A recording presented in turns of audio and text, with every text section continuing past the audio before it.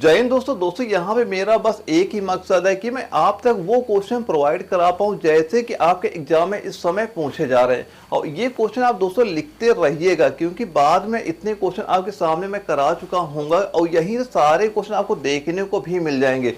बस मेरा मकसद एक ही है कि आप तक मैं वो क्वेश्चन प्रोवाइड करा दूं जो आपके एग्जाम में पूछे जाते हैं।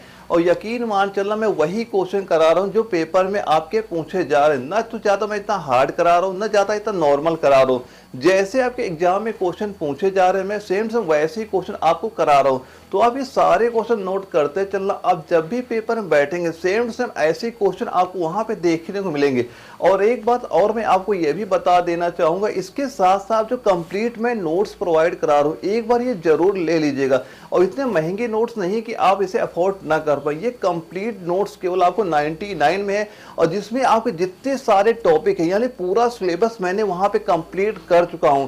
यानी कि आपके पेपर चाहे हार्ड बने चाहे नॉर्मल बने, वहां से कोई भी क्वेश्चन आपका बाहर नहीं जाएगा, क्योंकि वो सारे क्वेश्चन मैं टीसीएस पैटर्न के ही प्रोवाइड करा रखा हूं जैसे आपके एग्जाम में वहां पे पूछे जा रहे हैं। तो एक बार एक कंप्लीट नोट्स भी जरूर ले लीजिएगा। तो आइए स्टार्ट करते हैं आज क्लास। दोस्तों हम लोग यहाँ पे करेंगे सेट नंबर 4 करेंगे। अगर आपने पहले वाले सेट नहीं सॉल्व किए वो भी सेट सॉल्व कर लेना, क्योंकि हर सेट से मैं यकीन दिलाता हूँ कि आपका क्वेश्चन बिल्कुल आपके पेपर में देखने को मिलेगा। बस मैं जितने सेट करा रहा हूँ सारे सेट आप सॉल्व कर लीजिए। सारे सेट में हम आपको मोस्ट इंपॉर्टेंट वही क्वेश्चन करेंगे जो आपके एग्जाम में इस बार पूछे जाने वाले हैं। और जो पहला क्वेश्चन हमारा है ये आपका एआरओ नागपुर में पूछा भी गया था। यहाँ पे हम वो सारे क्वेश्चन करेंगे जो आपके एग्जाम में प्रीवियस ईयर एग्जाम में पूछे जा चुके हैं, और हम यहाँ पे वो भी टीसीएस पैटर्न सॉल्व करेंगे जो हमारे एग्जाम में आ चुके हैं। क्योंकि अब क्या है, जो सारे एग्जाम जितने भी आपके आर्मी के हो रहे सारे टीसीएस पैटर्न पे आधारित है। मैं वही क्वेश्चन करा रहा हूँ जो आपके टीसीएस पैटर्न आधारित। बस आप ये सारे क्वेश्चन नोट भी करते चलिएगा। और दोस्तों जो हमारा पहला सेक्शन था बायोलॉजी का था, टोटल आपके जो बायोलॉजी क्वेश्चन पूछे थे 15 क्वेश्चन पूछते, यदि 4 नंबर की आपके एक क्वेश्चन आपका होता है, यानी कि देखा जाए तो 60 नंबर केवल आपकी बायोलॉजी आपके आर्मी नर्सिंग के एग्जाम में पूछे जाती है। और जो हमारा पहला क्वेश्चन था इसमें पूछा गया है जो सिरोसिस रोग शरीर के किस अंग को प्रभावित करता है, ये हमसे यहाँ पूछा गया था। और ये जब क्वेश्चन आपको एआरओ नागपुर में पूछा गया था वहां पे ये 4 ऑप्शन आपके वहां पे दिए गए थे। तो दोस्तों इसका सीधा सीधा एक तो आंसर ये नोट कर लेना, इसका आंसर कितना हो जाएगा वह आपका हो जाएगा जो यहाँ पे जिगर दिया जा रहा है ऑप्शन नंबर बी हमारा बिल्कुल राइट आंसर आपका हो जाएगा। यानी ऑप्शन बी इस क्वेश्चन का बिल्कुल राइट आंसर आपका हो जाता है। और दोस्तों यहाँ पे जो कुछ पॉइंट और नोट करना जो कई बार आपके एग्जाम में आते हैं, यानी अगर किसी व्यक्ति को हैजा रोग हो जाता है, यानी किसी व्यक्ति को अगर हैजा रोग होता है तो कौन सा अंग प्रभावित होता है। एक पॉइंट नोट करना, अगर किसी व्यक्ति को क्षय रोग हो जाता है, यानी किसी व्यक्ति को अगर क्षय रोग हो जाता है तब कौन सा अंग प्रभावित होता है। और एक पॉइंट नोट करना जो टाइफाइड होता है, अगर किसी व्यक्ति को टाइफाइड हो जाता है, यानी किसी व्यक्ति को अगर टाइफाइड हो जाता है तो कौन सा अंग हमें प्रभावित करता है। और एक पॉइंट और नोट करना, कई बार ये भी एग्जाम में आ चुका है कि जो हमारा निमोनिया होता है, यानी जो अगर किसी व्यक्ति को निमोनिया हो जाता है तो कौन सा अंग प्रभावित होता है। ये सारे पॉइंट नोट कर लेना है। सबसे पहले अगर किसी व्यक्ति को हैजा होता है तो कौन सा प्रभावित अंग होता है वो आपका हो जाता है आंत। कौन सा हो जाता है, आंत होता है। दोस्तों ये सारे पॉइंट नोट करते चलना। अगर किसी व्यक्ति को क्षय रोग हो जाता है तो क्षय रोग में कौन सा अंग प्रभावित होता है, तो यहाँ पे आपका जो फेफड़ा है वो फेफड़ा आपका प्रभावित हो जाता है। अगर किसी व्यक्ति को टाइफाइड हो जाता है तो कौन सा अंग प्रभावित होता है, इसमें भी आपका आंत प्रभावित होता है। अगर किसी व्यक्ति को निमोनिया हो जाता है, निमोनिया में कौन सा अंग प्रभावित होता है, इसमें आपका जो होता है फेफड़ा। कौन सा अंग प्रभावित होता है, वह आपका फेफड़ा इसमें प्रभावित होता है। और दोस्तों एक दो पॉइंट और आपके एग्जाम में कई पूछा जाता है कि अगर किसी व्यक्ति को प्लेग हो जाता है तो कौन सा अंग प्रभावित होता है, तब आपका जैसे फेफड़ा हो गया तथा आंख दोनों पैर के बीच होता है, ये प्रभावित होता है। और किसी व्यक्ति को अगर सिफिलिस हो जाता है तो सिफिलिस में कौन सा अंग प्रभावित होता है, जो सीसन होता है वो आपका अंग प्रभावित होता है। अगर किसी व्यक्ति को जो गोनोरिया हो जाता है तो गोनोरिया जब होता है तो कौन सा अंग प्रभावित होता है, तब वहां पे आपका जो मूत्र मार्ग होता है वो आपका प्रभावित हो जाता है। ये भी पॉइंट आपके इंपॉर्टेंट हो जाते हैं। तो ये मोस्ट इंपॉर्टेंट पॉइंट है, ये पॉइंट जरूर आप नोट कर लीजिएगा। और दोस्तों इसके बाद हमारा अगला क्वेश्चन आता है, और ये क्वेश्चन आपका एआरओ दानापुर में आपका पूछा गया था। और इसमें पूछ क्या रहा है कि पैलियोंटोलॉजी में किसका अध्ययन आपका किया जाता है। और ये क्वेश्चन आपको दानापुर में जब पूछा गया था यहाँ पे ये 4 ऑप्शन आपके दिए गए थे। तो इसका राइट आंसर नोट कर लेना। इसका राइट आंसर कितना हो जाएगा, वह हमारा हो जाएगा जीवाश्मों का। किसका अध्ययन होता है, जीवाश्मों का आपका अध्ययन किया जाता है। यानी ऑप्शन नंबर डी हमारा इस क्वेश्चन का बिल्कुल राइट आंसर आपका हो जाता है। और दोस्तों यहाँ पे एक ऑप्शन दे रहा है जो पक्षियों का अध्ययन। ये तो पक्षियों का अध्ययन क्या कहलाता है, पक्षियों का अध्ययन नोट कर लेना क्या हो जाएगा, वह आपका हो जाएगा ऑर्निथोलॉजी क्या हो जाएगा, ये नोट कर लेना, ये भी क्वेश्चन कई बार आपके एग्जाम में पूछा जा चुका है। क्या कहलाता है, वो कहलाता है आपका ऑर्निथोलॉजी कहलाता है आपका। और एक ऑप्शन जो दिया गया है, अस्थियों का अध्ययन क्या कहलाता है, तो अस्थियों का अध्ययन क्या कहलाता है, वो आपका ऑस्टियोलॉजी कहलाता है। क्या कहलाता है, वो आपका क्या कहलाएगा, वह आपका कहलाता है ऑस्टियोलॉजी कहलाता है। आपको ये भी पॉइंट आप नोट करते चलो, आपके एग्जाम में यहाँ से बिल्कुल क्वेश्चन आपको देखने को मिल सकते हैं। और एक जो यहाँ पे दिया गया प्राइमेट्स, या जो पिरामिड्स हो दिया, तो पिरामिड्स का अध्ययन क्या कहलाता है, वो आपका कहलाता है, क्या कहलाएगा, वो आपका पिरामिडोलॉजी कहलाता है। क्या कहलाता है, वो आपका पिरामिडोलॉजी कहलाता है। तो ये सारे मोस्ट इंपॉर्टेंट पॉइंट नोट करा रहा हूँ, ये भी पॉइंट आप नोट करते चलिएगा। और दोस्तों इसके बाद हमारा अगला क्वेश्चन आता है 3 नंबर आता है, इसमें पूछा गया जो अम्ल वर्षा में होता है, और ये आपको जयपुर एआरओ में क्वेश्चन पूछा गया था, और इसके 4 ऑप्शन हमारे दिए जा रहे हैं। तो जो अम्ल वर्षा होता है, अम्ल वर्षा किससे होता है, ये तो सभी को पता ही होगा, जो सल्फ्यूरिक अम्ल है, सल्फ्यूरिक अम्ल से क्या होता है, सल्फ्यूरिक अम्ल से अम्ल वर्षा आपकी होती है। और सल्फ्यूरिक अम्ल का रासायनिक सूत्र नोट करना क्या होता है, H2SO4 होता है। और अम्ल वर्षा में इसके साथ साथ आपका नाइट्रिक अम्ल भी शामिल होता है, इसके साथ साथ क्या शामिल होता है, नाइट्रिक अम्ल भी आपका शामिल होता है। ये भी पॉइंट आप नोट कर लेना। और दोस्तों एक क्वेश्चन कई बार आपके एग्जाम में ये पूछा जाता है, जो हमारी हास गैस होती है, यानी जो हमारी हास गैस होती है, हास गैस को अन्य किस नाम से जानते हैं, तो हास गैस को अन्य किस नाम से जानते हैं, हम इसे जानते हैं किस गैस से, यानी कि लाफिंग गैस नाम से। इसे किस नाम से जानते हैं, लाफिंग गैस से नाम से जाना जाता है। और इसको वो लिखते कैसे, नाइट्रिक अम्ल। इसे लिखा कैसे जाता है, लिखा जाता है आपका नाइट्रिक अम्ल। दोस्तों ये एग्जाम में कई बार क्वेश्चन आपका रिपीट हो चुका है। इसे कैसे लिखते हैं, नाइट्रिक अम्ल को लिखते हैं, और इसको रासायनिक सूत्र क्या हो जाएगा, HNO3। HNO3 आपका हो जाएगा, ये भी पॉइंट आप नोट कर लेना। तो इस क्वेश्चन का राइट आंसर क्या हो जाएगा, ऑप्शन नंबर ए हमारा दिया गया सल्फ्यूरिक अम्ल, यानी ऑप्शन नंबर ए हमारा बिल्कुल राइट आंसर आपका हो जाएगा। और दूसरी जो डेली क्लास होती है, इसका जो पीडीएफ है मैं टेलीग्राम में भेज दूंगा, वहां से आप डाउनलोड भी कर सकते हैं। सिंपल सा आपको टेलीग्राम में सर्च करना है आर्मी एग्जाम क्रैक, ऐसा एक ग्रुप ओपन हो जाएगा, इसे आपको ज्वाइन कर लेना। जो डेली क्लास होती है उसका पीडीएफ आपको मिलता रहेगा। और दोस्तों एप्लीकेशन में क्या होगा, डेली क्लास की पीडीएफ इसमें भी आपको मिलती रहती है। और दोस्तों एक बात और, दूसरी जो अगर आपने नोट्स नहीं लिए, दोस्तों बिल्कुल मैं कंफर्म करके बता रहा हूँ, ये नोट्स बिल्कुल ले, ये सारे नोट्स आपको बहुत बेनिफिट करने वाले हैं। यहाँ पे जितने भी आपके प्रीवियस ईयर क्वेश्चन है वो सारे आपको यहाँ पे मिल ही जाते हैं। और साथ साथ मैं मोस्ट इंपॉर्टेंट वो क्वेश्चन आपको यहाँ प्रोवाइड कराऊंगा, चाहे आपका बायोलॉजी, चाहे फिजिक्स हो, चाहे केमिस्ट्री, चाहे जीके, चाहे मैथ, जो आपके एग्जाम में क्वेश्चन पूछे जाते हैं। दोस्तों यकीन मान चलना, जो मैं क्वेश्चन नोट्स प्रोवाइड करा रहा हूँ, अगर आपने एक बार नोट्स तैयार कर लिया, 100% मैं कंफर्म करके गारंटी लेके कह सकता हूँ कि आपका एग्जाम क्वालिफाई हो जाएगा। एक भी क्वेश्चन आपका यहाँ से बाहर नहीं जाएगा। दोस्तों का नोट्स आप लेना चाहें तो स्क्रीन में व्हाट्सअप नंबर शो कर रहा है, इसे मुझे व्हाट्सअप पे मैसेज कर देना, मैं आपको बताऊंगा नोट्स कैसे लेने हैं आपको। दोस्तों अभी से अगर आप तैयारी स्टार्ट करेंगे, बड़ी आसानी से ये सारे क्वेश्चन आप तैयार कर लेंगे, और आप एग्जाम में यकीन मान चलना एक भी क्वेश्चन आपको बाहर नहीं जाएगा। बस आप कंप्लीट नोट्स लेना ना भूलिएगा।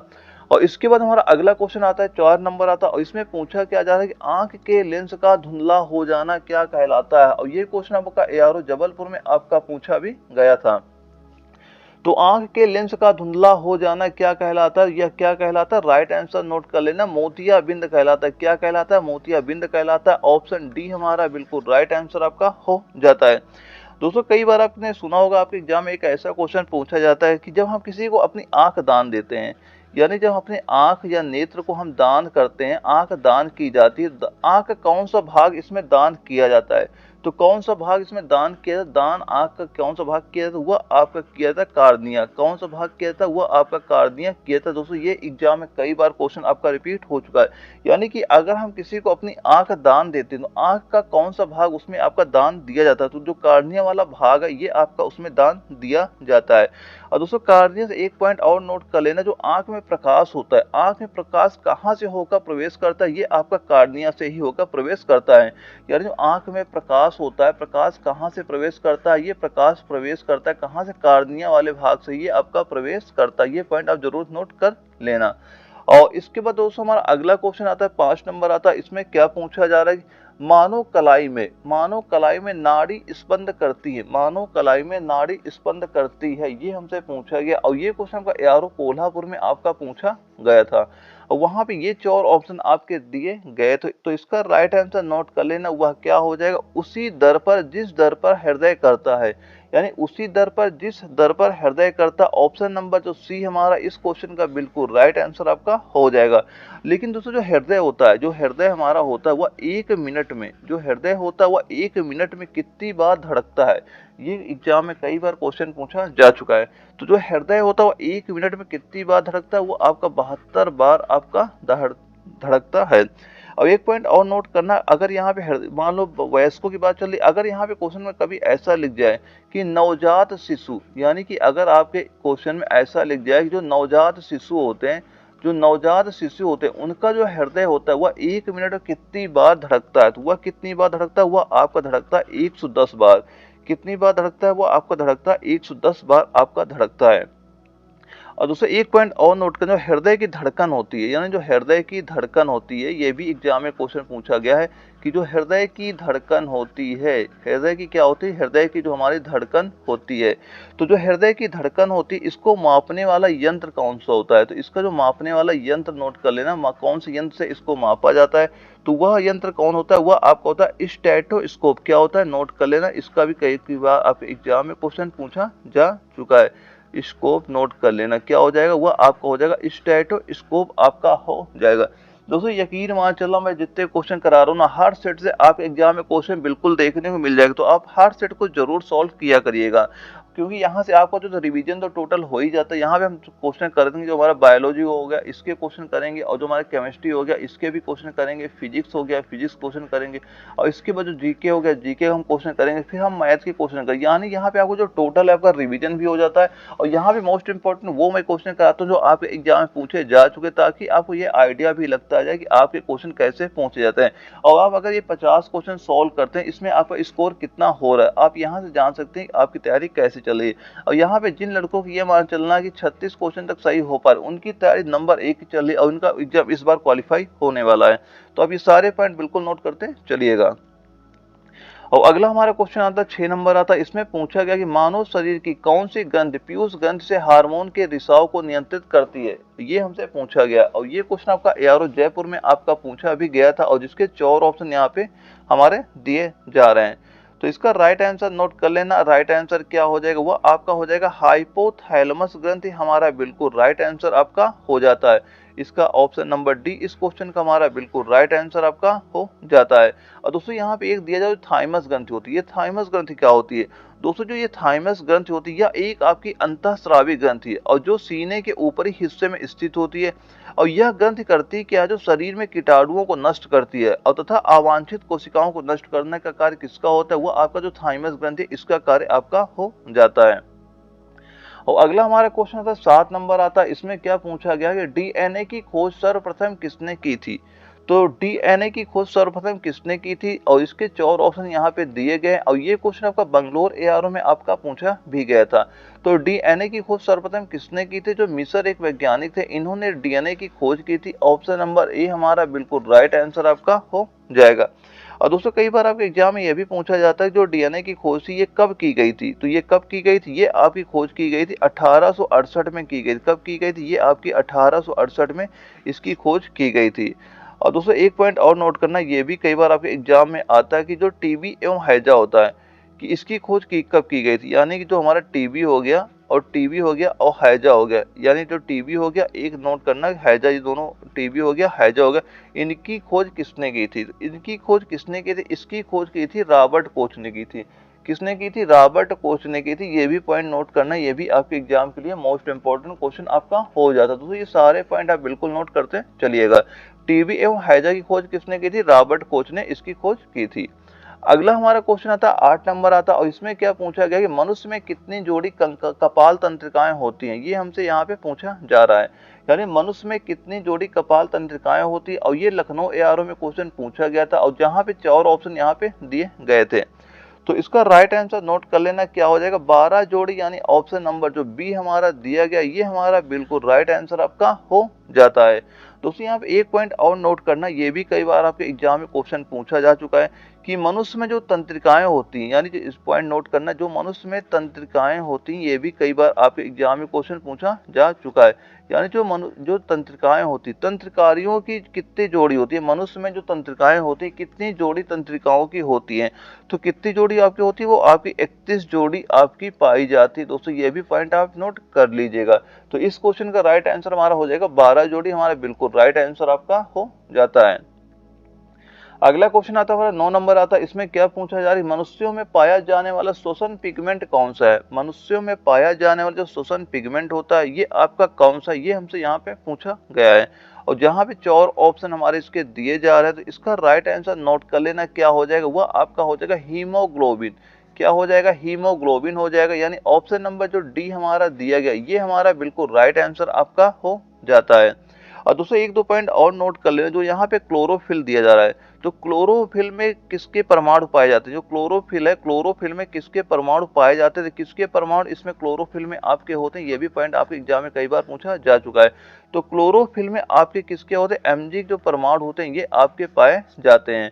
और दोस्तों एक यहाँ पॉइंट दिया जा रहा है, मेलानिन होता है। मेलानिन क्या होता है दोस्तों, ये मेलानिन जो होता है ये एक पिगमेंट होता है जो मानव त्वचा के रंग को क्या करता है, निर्धारित करता है। जो मेलानिन क्या होता है, जो मानव की जो त्वचा का रंग हो, मानव के त्वचा का रंग का क्या करता है, ये निर्धारण करता है। मानव की त्वचा का रंग का ये क्या करता है, ये निर्धारण करता है। ये भी एक पॉइंट आप बिल्कुल नोट कर लीजिएगा, आपके एग्जाम में यहाँ से बिल्कुल क्वेश्चन आपको देखने को मिल जाएंगे। अगला क्वेश्चन हमारा आता है 10 नंबर आता है, इसमें पूछा गया कि लार ग्रंथि में एंजाइम स्रावित होता है। और ये क्वेश्चन आपका दानापुर AR में पूछा गया था, और जिसके 4 ऑप्शन यहाँ पे दिए जा रहे हैं। तो लार ग्रंथि में कौन सा एंजाइम स्रावित होता है, कौन सा एंजाइम, वो आपका हो जाएगा, वह आपका हो जाएगा एमाइलेज। कौन सा हो जाएगा, वो आपका एमाइलेज हो जाएगा। यानी ऑप्शन नंबर सी इसका हमारा बिल्कुल राइट आंसर आपका हो जाता है। तो दोस्तों जो एक तो लार ग्रंथ में कौन सा होता स्रावित होता है, ये आपका एमाइलेज इसमें आपका स्रावित होता है। और दूसरा एक एंजाइम इसमें और स्रावित होता है, उस जो एंजाइम होता है उसका नाम क्या हो जाता है, एक तो हमारा एमाइलेज हो गया, और दूसरा क्या होता है, दूसरा एक और होता है टाइलिन होता है। दूसरा क्या होता है, दूसरा क्या होता है, वो हमारा होता है टाइलिन आपका हो जाता है। ये दोनों कहाँ से, लार ग्रंथ से आपके स्रावित होते हैं। दोनों पॉइंट आप नोट कर लेना। और दोस्तों जो हमारा लार में होता है, लार में क्या होता है, जो हमारी लार होती है, लार में क्या होता है, लार में जो होती है, जो हमारा क्या होता है, लार होता है। लार में क्या होता है, इसमें जो आपका लगभग 99% क्या होता है, 99% आपका जल होता है। और केवल जो 1% ही क्या होता है, 1% ही आपका एंजाइम होता है। 1% क्या होता है, आपका एंजाइम होता है। और जो 1% आपका एंजाइम होता है, इसमें आपका जो एमाइलेज हो गया, टाइलिन हो गया, दोनों आपके पाए जाते हैं। और दोस्तों ये जो दोनों आपके एंजाइम होते हैं, दोनों ये आपके एंजाइम होते हैं, इनका मेन काम क्या होता है, ये दोनों एंजाइम क्या करते हैं, पाचन में सहायक करते हैं। क्या करते हैं, इनके पाचन में, भोजन को पाचन में सहायता करते हैं। दोनों एंजाइम आपकी सहायता करते हैं, ये भी पॉइंट याद रखिएगा। अगला क्वेश्चन हमारा आता है 11 नंबर आता है, इसमें पूछा जा रहा है कि पीछे की ओर उड़ने वाला एकमात्र पक्षी कौन सा है।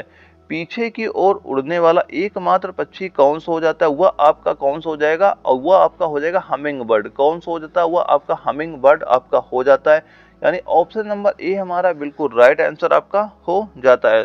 दोस्तों यहाँ पे एक दो पॉइंट और नोट करना, ये भी आपके एग्जाम में कई बार आपसे पूछा जा सकता है कि जो शुतुरमुर्ग होता है, एक क्वेश्चन इसका हमेशा एग्जाम में आता है, कई बार पूछा जा चुका, जो शुतुरमुर्ग होता है, यानी जो शुतुरमुर्ग होता है, एक ये शुतुरमुर्ग नोट कर लेना कि जो शुतुरमुर्ग होता है यह विश्व का सबसे बड़ा पक्षी है। जो शुतुरमुर्ग होता है विश्व का सबसे बड़ा क्या है, विश्व का सबसे बड़ा आपका पक्षी हो जाता है।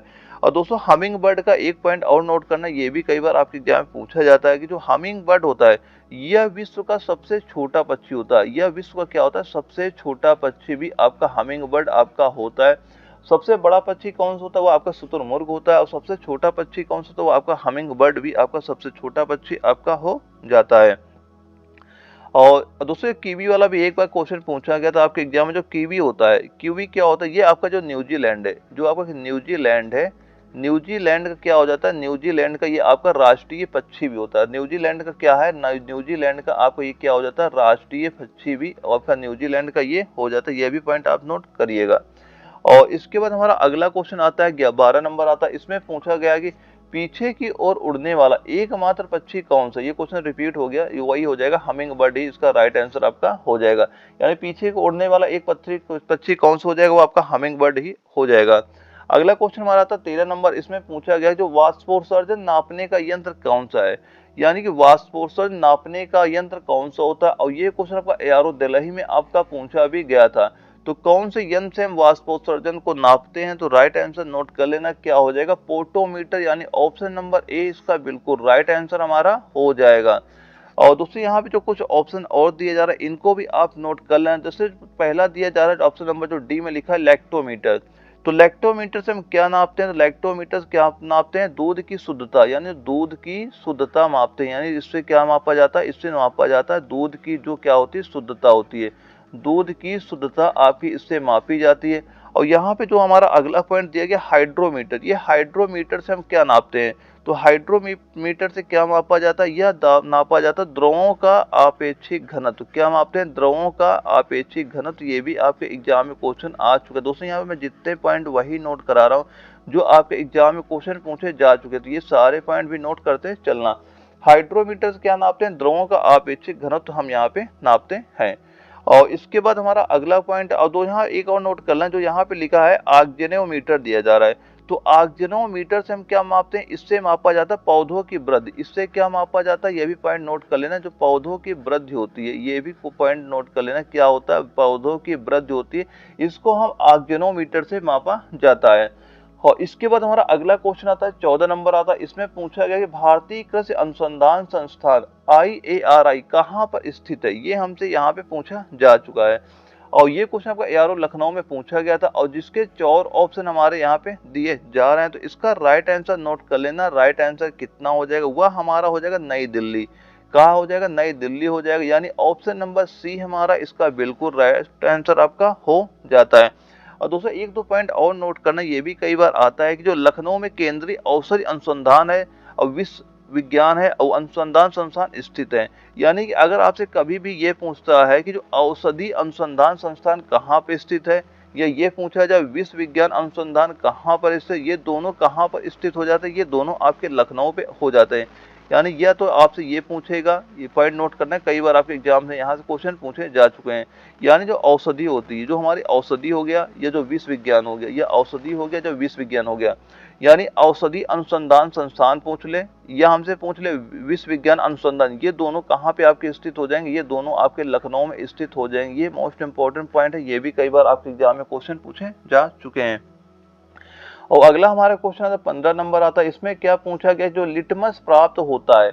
तो जो लिटमस होता है ये कहाँ से प्राप्त होता है, और ये क्वेश्चन आपका एआरओ लखनऊ में आपका पूछा भी जा चुका है, और जिसके 4 ऑप्शन हमारे यहाँ पे दिए जा रहे हैं। तो जो लिटमस होता है, लिटमस हमें कहाँ से प्राप्त होता है, तो लिटमस कहाँ से प्राप्त होता है, ये आपका लाइकेन से प्राप्त होता है। कहाँ से प्राप्त होता है, लाइकेन से प्राप्त होता है। ऑप्शन ए इसका बिल्कुल राइट आंसर आपका हो जाता है। और दोस्तों जो लिटमस होता है, लिटमस का हम यूज कहाँ पे करते हैं, यानी कि इसका उपयोग कहाँ पे होता है, ये भी कई बार आपके एग्जाम में क्वेश्चन आ चुका है। तो लिटमस का उपयोग कहाँ पे होता है, जो लिटमस का उपयोग होता है एसिड बेस इंडिकेटर में होता है। यानी आप ये भी लिख सकते हैं कि अम्ल और क्षार, यानी अम्ल और इसे अम्लीय लिख लेना, क्या हो जाता है, ये आपका अम्ल लिख लेना, अम्ल हो गया, और एक लिख लेना क्षार हो गया। इन दोनों क्या होता है, सूचक होते हैं। अम्ल और क्षार का क्या होता है, ये सूचक होता है। पर ज्यादातर क्वेश्चन आपको यही मिलेगा, इसका उपयोग आपका अम्ल सूचक होता है, लेकिन ये भी अम्ल का भी सूचक होता है, और ये आपका क्षार का भी सूचक होता है। ये दोनों पॉइंट आप यहाँ पे नोट कर लेना। यानी लिटमस किससे प्राप्त होता है, ये आपका प्राप्त होता है लाइकेन से प्राप्त होता है। और लिटमस का यूज क्या होता है, इसका होता है अम्ल और क्षार सूचक में इसका आपका उपयोग किया जाता है। और दोस्तों यहाँ के इसके बाद हमारा आता है अगला सेक्शन आता है, और अगला सेक्शन हमारा होता है केमिस्ट्री को होता है। केमिस्ट्री के टोटल आपके 15 क्वेश्चन एग्जाम में पूछे जाते हैं। एक क्वेश्चन का 4 नंबर का होता है, तो 60 नंबर के आपके एग्जाम में केमिस्ट्री भी आपकी पूछी जाती है। और जो हमारा पहला क्वेश्चन आता है, इसमें क्या पूछा जा रहा है कि रासायनिक परिवर्तन की प्रक्रिया इनमें से कौन सी है, ये हमसे यहाँ पे पूछा जा रहा है। तो रासायनिक परिवर्तन की जो प्रक्रिया होती है यह कौन सी होती है, और इसके 4 ऑप्शन यहाँ पे दिए जा रहे हैं। और जिस ये क्वेश्चन आपका दानापुर एआरओ में आपका पूछा भी जा चुका है। तो रासायनिक परिवर्तन की प्रक्रिया कौन सी होती है, तो राइट आंसर नोट कर लेना, वह क्या हो जाएगा, जो हमारा यहाँ पे दिया गया मोटर कारों में पेट्रोल का दहन। यानी मोटर कारों में पेट्रोल का दहन दिया जा रहा है, ये हमारी कैसी क्रिया हो जाती है, ये हमारी हो जाती है आपके रासायनिक परिवर्तन आपका हो जाता है। यानी ऑप्शन सी इसका बिल्कुल राइट आंसर आपका हो जाता है। और दोस्तों एक पॉइंट और नोट करिए, पहले तो ये बताओ जो रासायनिक परिवर्तन होता क्या है। जो ये आपका रासायनिक परिवर्तन दिया जा रहा है, ये रासायनिक परिवर्तन होता क्या है। असल में जो रासायनिक परिवर्तन वैसा परिवर्तन होता है जिसमें किसी पदार्थ का जो रंग रूप होता है या गुण होता है, ये हमेशा के लिए आपका बदल जाता है, अर्थात नए पदार्थ का निर्माण होता है। जैसे आप एक पॉइंट ये भी नोट कर लें, जैसे दूध से दही का बनना, यानी कि एक पॉइंट ये भी नोट करना, ये भी एग्जाम में क्वेश्चन पूछा जाता है। यानी कि दूध से दही का बनना, दूध से दही का बनना, यानी कि दूध से दही बन गया, ये कैसी क्रिया होती है, ये आपके रासायनिक परिवर्तन आपका ये हो जाता है। और एक और लिखना कि लोहे में जंग लगना, यानी कि लोहे में जंग लगना, लोहे में जंग लगना, ये दोस्तों पॉइंट नोट कर लेना। जो लोहे में जंग लगना जो होता है, ये कैसी प्रक्रिया होती है, ये भी आपकी रासायनिक परिवर्तन आपका होता है। और दोस्तों एक पॉइंट और चाहे तो आप नोट कर सकते हैं, इतना इंपॉर्टेंट नहीं होता है कि आप, चलो यही पॉइंट नोट करना, यही दो एग्जाम में आता है कि अगर रासायनिक परिवर्तन की बात पूछता है तो रासायनिक परिवर्तन कैसा परिवर्तन होता है। जैसे दूध से दही का बनना एक रासायनिक परिवर्तन है, लोहे में जंग लगना एक रासायनिक परिवर्तन है, और मोटर कारों में पेट्रोल का दहन, ये कैसा प्रक्रिया होता है, ये भी आपका रासायनिक परिवर्तन आपका हो जाता है। दोस्तों ये सारे पॉइंट नोट करते चलिएगा।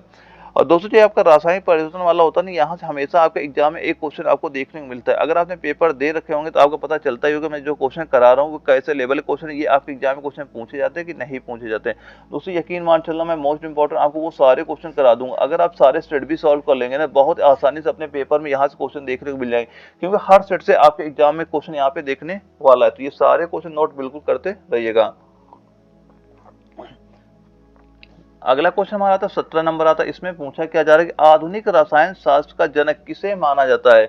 यानी आधुनिक रसायन शास्त्र का जनक किसे माना जाता है, और जिसके 4 ऑप्शन यहाँ पे दिए गए। और ये क्वेश्चन आपका एआरओ जबलपुर में आपका पूछा भी गया था। तो दोस्तों इसका राइट आंसर नोट कर लेना, वह क्या हो जाएगा, वह आपका हो जाएगा एंटोनी लोसियर। जो हमारा दिया गया ऑप्शन नंबर डी, इसका हमारा बिल्कुल राइट आंसर आपका हो जाता है।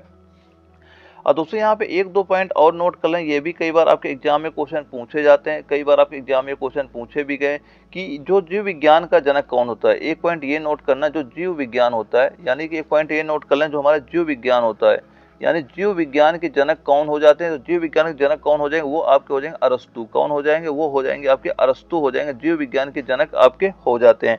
और ये भी नोट करना, जो भौतिक विज्ञान का कभी अगर एग्जाम में क्वेश्चन पूछा जाता है कि भौतिक विज्ञान के जनक कौन है, तो भौतिक विज्ञान के जनक कौन हो जाएंगे, तो भौतिक विज्ञान के जनक नोट करना कौन होते हैं, न्यूटन होते हैं। कौन हो जाते हैं, वो आपके न्यूटन हो जाते हैं भौतिक विज्ञान के जनक। और दोस्तों यही सारे क्वेश्चन आपके एग्जाम में कई बार वहां पे पूछे जा चुके। दोस्तों मैं जितने क्वेश्चन करा रहा हूँ सारे आप नोट करते चलना, आप एग्जाम यहाँ से बिल्कुल क्वेश्चन देखने मिलेंगे। और यहाँ पे एक ऑप्शन दिया गया जो मेंडलीव दिया गया, यहाँ पे जो क्या लिखा है, मेंडलीव दिया गया। ये मेंडलीव जो ऑप्शन नंबर सी में लिखा था, इन्होंने किसकी खोज की थी। तो मेंडलीव ने किसने खोज की, इन्होंने खोज की थी आवर्त सारणी की। किसकी खोज की थी, इन्होंने की थी आवर्त सारणी की खोज की थी। ये भी पॉइंट नोट कर लीजिएगा। और एक पॉइंट यहाँ पे दिया जा रहा है दोस्तों, ये सारे पॉइंट जो दिए गए सारे आपके मैं मोस्ट इंपॉर्टेंट वही पॉइंट नोट करा रहा हूँ जो आपके एग्जाम में कई बार पूछे जा चुके हैं। तो आप ये सारे पॉइंट बिल्कुल नोट करना।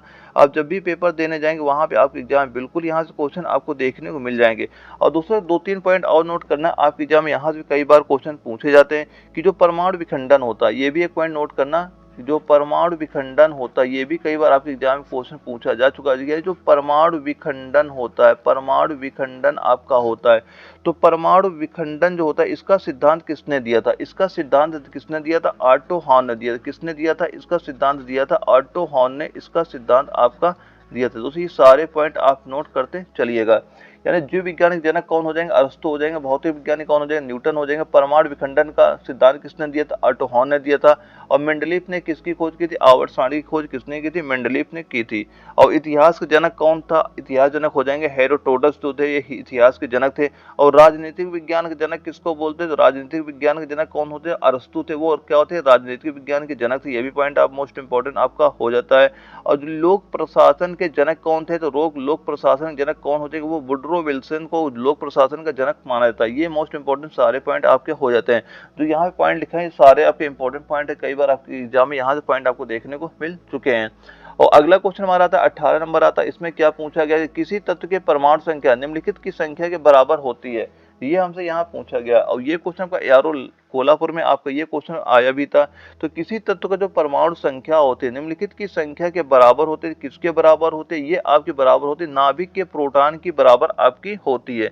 तो ये मोस्ट इंपोर्टेंट पॉइंट है, आप ये बिल्कुल नोट कर लीजिएगा।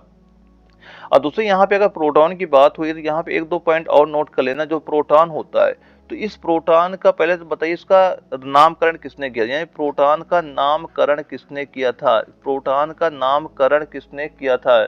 तो प्रोटॉन का नामकरण किसने किया था, ये इसका राइट आंसर नोट कर लेना। क्या हो जाएगा, वह हमारा हो जाएगा रदरफोर्ड। क्या हो जाएगा, रदरफोर्ड हमारा बिल्कुल राइट आंसर आपका हो जाता है। और दोस्तों ये कई मान लो ये भी पूछा गया ये कब किया था, नामकरण इन्होंने कब किया था, इन्होंने किया था 1919 में इसका नामकरण किया था। और प्रोटॉन का द्रव्यमान कितना होता है, जो प्रोटॉन होता है इसका नोट कर लेना। जो प्रोटॉन का द्रव्यमान होता है, प्रोटॉन का द्रव्यमान कितना होता है, तो इसका द्रव्यमान नोट कर लेना 1.67 गुणे 10⁻⁻27 kg क्या हो जाता है, इसका द्रव्यमान आपका हो जाता है। तो ये भी पॉइंट आप नोट कर लीजिएगा। और इसके बाद हमारा अगला क्वेश्चन आता है 19 नंबर आता है। इसमें पूछा गया कि निम्नलिखित में से कौन सा विकल्प प्लास्टर ऑफ पेरिस के बारे में सत्य नहीं है, कि इनमें से कौन सा सत्य नहीं ये हमें बताना है। और ये क्वेश्चन आपका एआरओ गुवाहाटी में आपका पूछा गया था। तो जैसे पहला दिया जा रहा है प्लास्टर ऑफ पेरिस सफेद होता है, बिल्कुल सफेद होता है। तो पानी से गीले होने पर प्लास्टर ऑफ पेरिस में कोई परिवर्तन नहीं होता, यही ऑप्शन हमारा गलत हो जाएगा। और तीसरा दिया गया टूटी हुई हड्डियों की मरम्मत के लिए प्लास्टर ऑफ पेरिस का उपयोग किया जाता है, बिल्कुल किया जाता है। और चौथा है कि सजावटी डिजाइन बनाने के लिए प्लास्टर ऑफ पेरिस का उपयोग किया बिल्कुल किया जाता है। ये सारे सही हो जाएंगे, लेकिन जो ऑप्शन नंबर बी दिया गया ये हमारा बिल्कुल राइट आंसर आपका इस क्वेश्चन का आपका हो जाता है। और दूसरी यहाँ पे दो पॉइंट और नोट कर लेना। पहला तो नोट करना जो प्लास्टर ऑफ पेरिस होता है, यानी जो प्लास्टर ऑफ पेरिस होता है इसका रासायनिक सूत्र क्या होता है। तो रासायनिक सूत्र इसका नोट कर लेना क्या होता है, CaSO4 इंटू हाफ H2O। ये किसका सूत्र होता है, ये आपका प्लास्टर ऑफ पेरिस का सूत्र आपका हो जाता है। दोस्तों सबसे ज्यादा कंफ्यूजन कहाँ पे होती है, एक पॉइंट और नोट करना, जो सबसे ज्यादा कंफ्यूजन कहाँ पे होता है इस सूत्र में। एक हमारा होता है जिप्सम होता है, एक क्या होता है हमारा जिप्सम होता है, यानी जो हमारा जिप्सम होता है तो जिप्सम का रासायनिक सूत्र क्या होता है, इसका रासायनिक सूत्र नोट कर लेना CaSO4। और यहाँ पे क्या हो जाएगा कि यहाँ पे केवल हो जाएगा 2H2O। यहाँ पे हाफ अगर लग जाता है, हाफ लग जाता है तो वो हमारा क्या होता है, प्लास्टर ऑफ पेरिस होता है। और यहाँ पे अगर 2 लग जाता है तो क्या हो जाता है, वो आपका क्या होता है, जिप्सम। इसे सही कर लेना, जिप्सम हो जाता है। तो जिप्सम का भी नोट कर लेना और ये प्लास्टर ऑफ पेरिस का नोट कर लेना। इसमें सबसे ज्यादा कंफ्यूजन होती है जब आपके एग्जाम में ये क्वेश्चन पूछे जाते हैं, तो वहाँ पे डाउट इनमें हमेशा बन जाता है। और जब भी क्वेश्चन आपको ये इनका रासायनिक सूत्र का पूछा जाता है तो ये दोनों ऑप्शन आपको वहाँ पे नजर आएंगे। ज्यादा जितने बार आपके क्वेश्चन आया दोनों ऑप्शन आपके दिखे गए थे। तो यहाँ से ये जरूर ध्यान लेना कि प्लास्टर ऑफ पेरिस का पूछेगा तो वहाँ पे हाफ रहेगा, और वहाँ पे अगर जिप्सम का पूछा जाएगा तो जिप्सम यहाँ पे 2 आपका रहता है, ये बिल्कुल याद रखिएगा। और अगला हमारा क्वेश्चन आता है 20 नंबर आता है। इसमें पूछा गया कि पारा का सामान्य नाम क्या होता है, यानी जो पारा होता है पारा का सामान्य नाम क्या होता है। तो इसका सामान्य नाम नोट कर लेना क्या हो जाएगा, क्विक सिल्वर। पारा को क्या बोलते हैं, पारा को क्विक सिल्वर भी बोला जाता है। और ये क्वेश्चन आपका एआरओ जालंधर में आपका ये क्वेश्चन आपका पूछा जा चुका है। और दूसरी यहाँ पे कुछ पॉइंट मैं और नोट कराऊंगा, वो भी पॉइंट नोट कर लेना। जैसे पारा के कुछ पॉइंट और नोट कर लेना, जैसे कि पारा क्या होता है, एक इस जो पारा होता है ये एग्जाम में कई बार क्वेश्चन पूछा जा चुका है कि हमें ये बताओ जो एकमात्र द्रव धातु कौन सी, यानी ये बताओ एकमात्र यानी कि वह द्रव भी हो और धातु भी हो, एकमात्र वह द्रव भी हो और वह धातु भी है, तो वह क्या हो जाता है, वह आपका पारा हो जाता है। दोस्तों मोस्ट इंपॉर्टेंट पॉइंट आपका है, आपके एग्जाम में सीधा सीधा पूछता है कि जो एकमात्र द्रव धातु का नाम बताएं, एकमात्र द्रव धातु का नाम बताएं, वो कौन सा हो जाएगा, वह आपका पारा हो जाता है। और जो पारा होता है ये किस वर्ग में आता है, तो ये आपका किस वर्ग में आता है, ये आपका 12वें वर्ग में आपका आता है। और इसकी परमाणु संख्या कितनी होती है, जो ये हमारा पारा दिया गया इसकी परमाणु संख्या भी नोट कर लेना, इसकी परमाणु संख्या कितनी होती है। तो पारा की परमाणु संख्या कितनी हो जाती है, वो आपकी 80 परमाणु संख्या आपकी इसकी हो जाती है। और दोस्तों यहाँ पे जो कुछ आपके रासायनिक सूत्र कई बार आपके एग्जाम में पूछे गए वो मैं यहाँ पे नोट करा रहा हूँ, ये आप नोट कर लेना। यानी सबसे पहले नोट करना अश्रु गैस होती है, अश्रु गैस को हम कैसे लिखते हैं ये पॉइंट आप नोट कर लेना। यानी जो हमारा अश्रु गैस होता है, एक नोट करना अश्रु गैस, कई बार आपके एग्जाम में क्वेश्चन पूछा जा चुका है। और एक नोट करना 16, एक नोट करना 16, ये भी आपके एग्जाम में कई बार पूछा जा चुका है।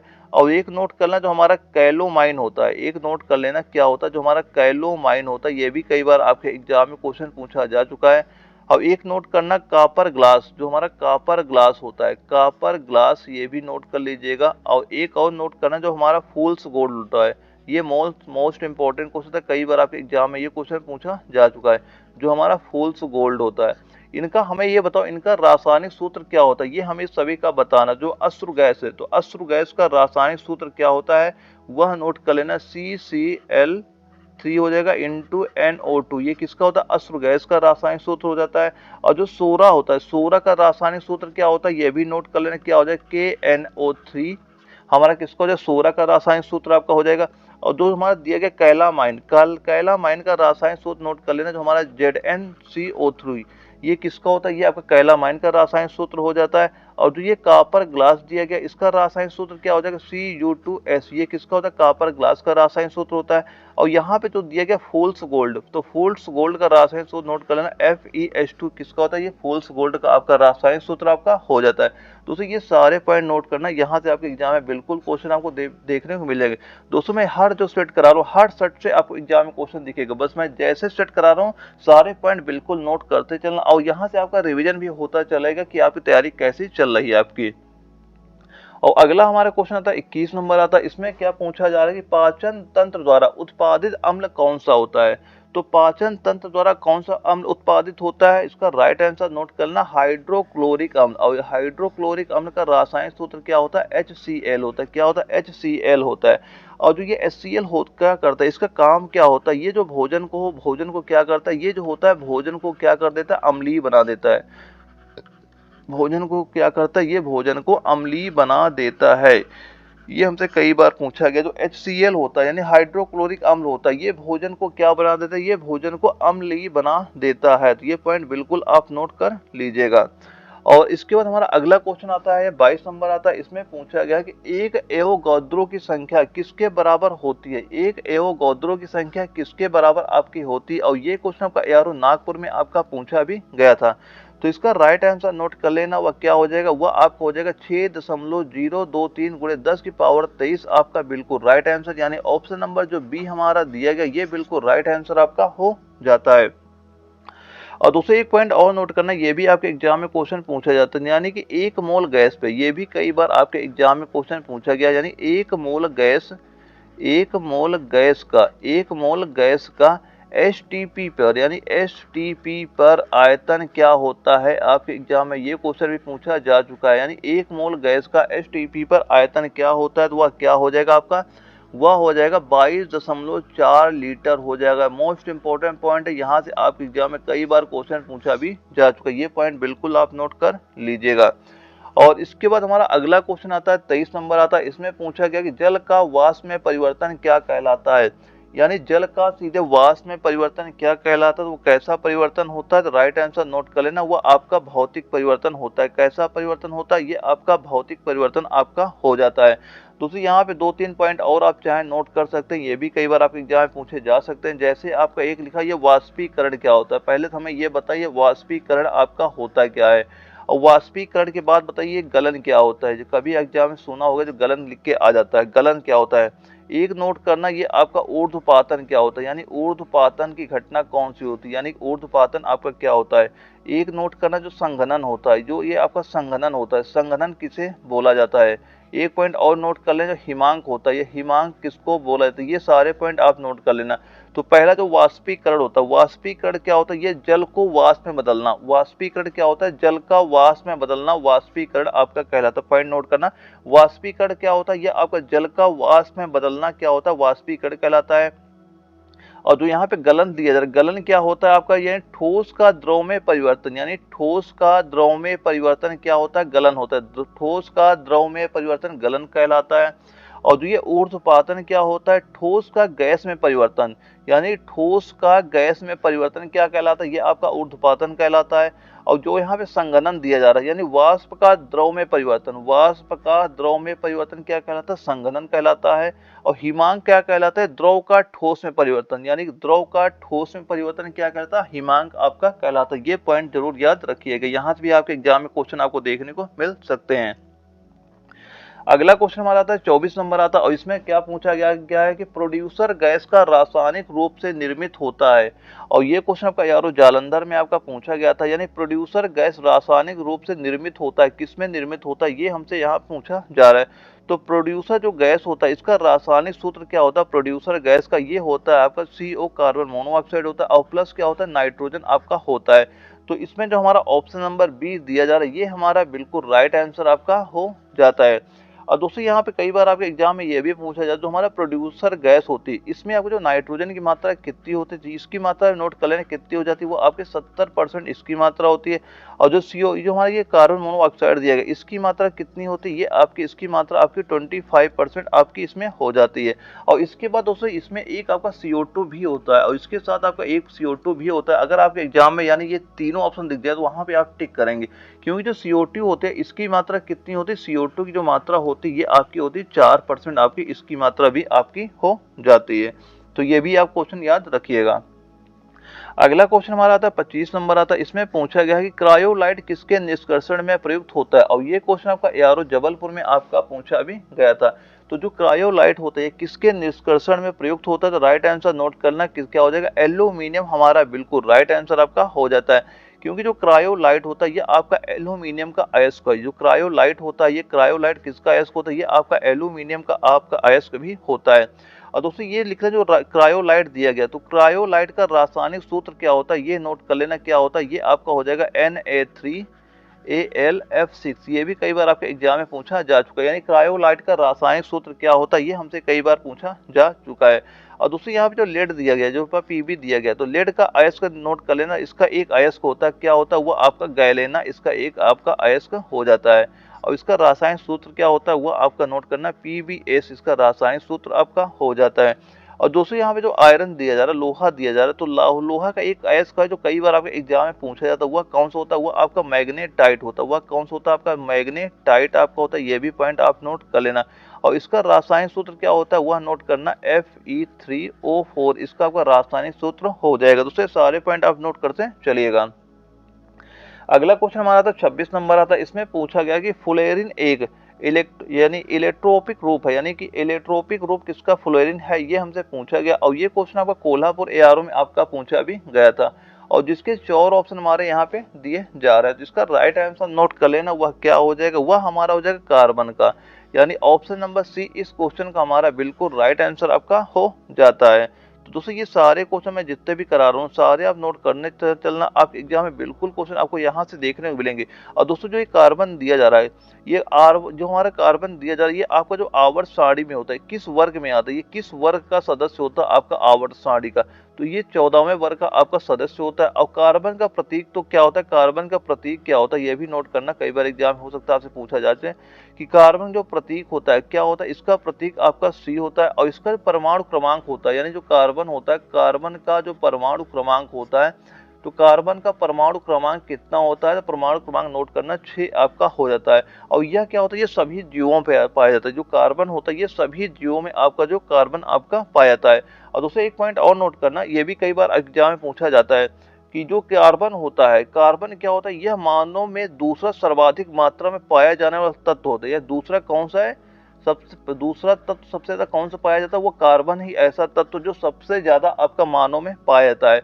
और दोस्तों ये पॉइंट एक और नोट करना, अगर दूसरा ये है तो पहला तत्व कौन सा है, पहला तत्व कौन सा है जो मानव में पाया जाता है, पहला तत्व कौन सा है जो मानव में पाया जाता है सबसे ज्यादा, पहला मानव में सबसे ज्यादा पहला कौन सा पाया जाता है, दूसरा तुम्हारा हो गया कार्बन हो गया, तो पहला कौन सा होता है, पहला हमारा होता है ऑक्सीजन होता है। ये भी पॉइंट नोट करना, आपके एग्जाम में सीधा सीधा क्वेश्चन यहाँ से देखने को मिलेगा, यानी पहला सर्वाधिक मात्रा में पाया जाने वाला तत्व कौन सा हो जाएगा, वह आपका ऑक्सीजन हमारा बिल्कुल राइट आंसर आपका हो जाएगा।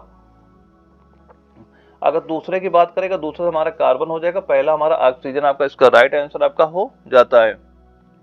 अगला क्वेश्चन हमारा था 27 नंबर आता, इसमें क्या पूछा गया कि आग बुझाने के लिए काम में लाई जाने वाली गैस कौन सी है। और ये क्वेश्चन आपका एआरओ लखनऊ में आपका पूछा गया था और जिसके 4 ऑप्शन यहाँ पे दिए जा रहे हैं। तो आग बुझाने के लिए काम में लाई जाने वाली गैस कौन सी हो जाएगी, तो राइट आंसर नोट कर लेना क्या हो जाएगा, कार्बन डाइऑक्साइड गैस। कौन सी होती है, जो कार्बन डाइऑक्साइड गैस होती है ये हो जाएगी। और इसका राइट आंसर क्या हो जाएगा, ऑप्शन नंबर सी हमारा इसका बिल्कुल राइट आंसर आपका हो जाता है। और दूसरे एक पॉइंट और नोट कर, जो कभी कभी एग्जाम में पूछा जाता है, शीतल जो पेय पदार्थ होते हैं, जो शीतल पेय पदार्थ की जो बोतलें होती है उसमें कौन सी गैस होती है, उसमें भी आपकी कार्बन डाइऑक्साइड गैस ही उसमें भी आपकी होती है। और दूसरी जो ये कार्बन डाइऑक्साइड गैस होती है ग्रीन हाउस प्रभाव के लिए के मुख्य रूप से उत्तरदायी भी होती है। और जो ये CO2 गैस दी जाती है आपका, ये ग्रीन हाउस प्रभाव के लिए मुख्य रूप से आपकी ये गैस उत्तरदायी आपकी हो जाती है। ये भी पॉइंट आप सारे नोट करते चलिएगा। और अगला हमारा क्वेश्चन आता है 28 नंबर आता है, इसमें पूछा गया कि निम्नलिखित में से किसका उपयोग इत्र बनाने के साथ साथ स्वाद के एजेंट बनाने के लिए भी किया जाता है। और ये क्वेश्चन आपका एआरओ जयपुर में आपका पूछा भी गया था। तो इसका राइट आंसर नोट कर लेना, राइट आंसर इसका क्या हो जाएगा, एस्टर इसका हमारा बिल्कुल राइट आंसर आपका हो जाता है। और दोस्तों जो एस्टर होता है ये आपका एक कार्बनिक यौगिक होता है, जो एस्टर होता है ये आपका एक कार्बनिक यौगिक होता है। और दोस्तों कई बार आपके एग्जाम में पूछते हैं जो एस्टर का अभिक्रियाशील समूह कौन सा है, यानी जो एस्टर होता है, एस्टर का नोट करना ये क्या होता है, कई बार एग्जाम में पूछा गया जो इसका अभिक्रियाशील समूह कौन सा है, यानी इसका अभिक्रियाशील समूह, इसका अभिक्रियाशील समूह कौन सा, ये हमसे यहाँ पे पूछा जा रहा है। तो इसका अभिक्रियाशील समूह कौन सा हो जाएगा, वह आपका हो जाएगा नोट करना COOR, ये क्या हो जाएगा, इसका अभिक्रियाशील समूह आपका हो जाएगा। तो ये सारे पॉइंट आप ध्यान रखिएगा। और अगला हमारा क्वेश्चन आता है 29 नंबर आता है, और ये क्वेश्चन आपका पूछा गया था एआरओ जबलपुर में पूछा गया था। इसमें पूछा क्या जा रहा है कि क्लोरीन गैस का उपयोग निम्न में से किसके निर्माण में किया जाता है। तो क्लोरीन गैस का उपयोग निम्न में से किसके निर्माण में आपका किया जाता है, तो किसके निर्माण में होता है, ये आपका जो ब्लीचिंग पाउडर होता है इसके निर्माण में आपका ये किया जाता है। यानी ऑप्शन नंबर जो सी हमारा दिया जा रहा है ये हमारा बिल्कुल राइट आंसर आपका हो जाता है। और दोस्तों जो ब्लीचिंग पाउडर दिया जा रहा है, ब्लीचिंग पाउडर का अणुसूत्र क्या होता है, अगर हमसे पूछा जाए कि ये बताओ इसका अणुसूत्र क्या होता है, तो ब्लीचिंग पाउडर का अणुसूत्र नोट कर लेना क्या होता है, CaOCl2, ये हमारा ब्लीचिंग पाउडर का आपका अणुसूत्र आपका हो जाता है। और दोस्तों जो बेकिंग पाउडर दिया जा रहा है, बेकिंग पाउडर का अणुसूत्र नोट कर लेना, यह क्या हो जाता है, ये आपका NaHCO3 होता है। क्या होता है आपका NaHCO3 क्या हो जाता है, आपका बेकिंग पाउडर का आपका रासायनिक सूत्र आपका हो जाता है। और यह भोजन को क्या करता है, यह भोजन को स्पंजी आपका बना देता है।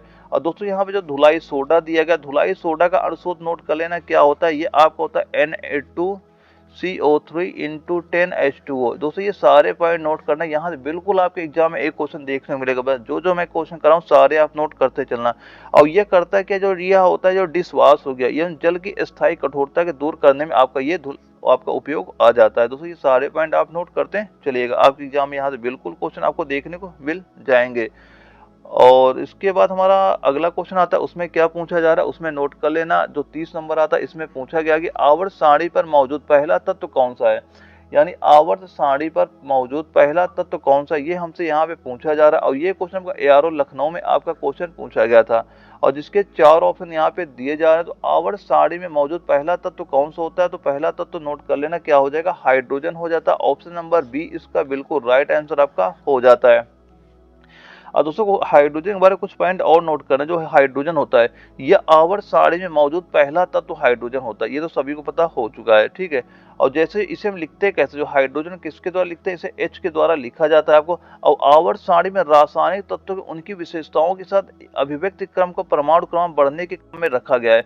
पहला तत्व आपका हाइड्रोजन है जिसका परमाणु क्रमांक 1 होता है। इसका जो परमाणु क्रमांक नोट कर लेना, इसका परमाणु क्रमांक भी कई बार आपके जहाँ पूछा जाता है कि परमाणु क्रमांक इसका कितना होता है, आपका 1 होता है। और आवर्त सारणी का एक पॉइंट नोट करना, एग्जाम में अगर आवर्त सारणी की बात चल रही है यहाँ पे, तो जो ये आवर्त सारणी दिया जा रहा है, आवर्त सारणी की सबसे पहले किसने बताया था, किसने बताया था, यह बताया था मेंडलीफ ने। किसने बताया था, यह बताया था मेंडलीफ ने, इसके बारे में बताया था। ये पॉइंट भी याद रखिएगा। और इन्होंने बताया क्या गया, जो आवर्त सारणी में कितने तत्व हैं, आवर्त सारणी में कितने तत्व हैं, तो आवर्त सारणी तत्वों की संख्या नोट करना, यानी कि आवर्त सारणी में, आवर्त जो हमारा सारणी दी जा रही, आवर्त सारणी में कितने तत्व हैं, आवर्त सारणी में तत्वों की संख्या कितनी है, कितने तत्व हैं, इसमें 118 तत्व आपके पाए थे, इन्होंने ये बताया था उस समय। तो ये सारे पॉइंट आप नोट करते चलो, आपके एग्जाम में बिल्कुल क्वेश्चन मिल जाएगा। यानी कि आवर्त सारणी के बारे में किसने बताया, मेंडलीफ ने बताया। ये एग्जाम में कई बार आपका क्वेश्चन पूछा जा चुका है। और दोस्तों इसके बाद होता है कि हमारा फिजिक्स स्टार्ट हो जाती है। फिजिक्स के आपके एग्जाम में 4 क्वेश्चन पूछे जाते हैं, यानी कि 20 नंबर की आपके एग्जाम में फिजिक्स भी पूछी जाती है, तो इसके भी क्वेश्चन आप नोट कर लीजिएगा। और जो हमारा पहला फिजिक्स का क्वेश्चन आता है, इसमें पूछा जा रहा है कि निम्नलिखित में से किसकी कोई इकाई नहीं होती, यानी हमें ये बताना जो ये 4 दिए जा रहे हैं इनमें किसके कोई भी इकाई आपका नहीं है। और ये क्वेश्चन आपका एआरओ कोल्हापुर में आपका पूछा भी गया था। तो इसमें जो हमारा दिया जा रहा है विस्थापन, इसका मान लो सापेक्षिक घनत्व जो हमारा दिया जा रहा है, ये सापेक्षिक जो घनत्व होता है इसका आपका कोई भी इकाई आपकी नहीं होती है, यानी इसका राइट आंसर नोट कर लेना क्या हो जाएगा। इस क्वेश्चन का ऑप्शन नंबर जो हमारा बी दिया गया ये हमारा बिल्कुल राइट आंसर आपका हो जाता है।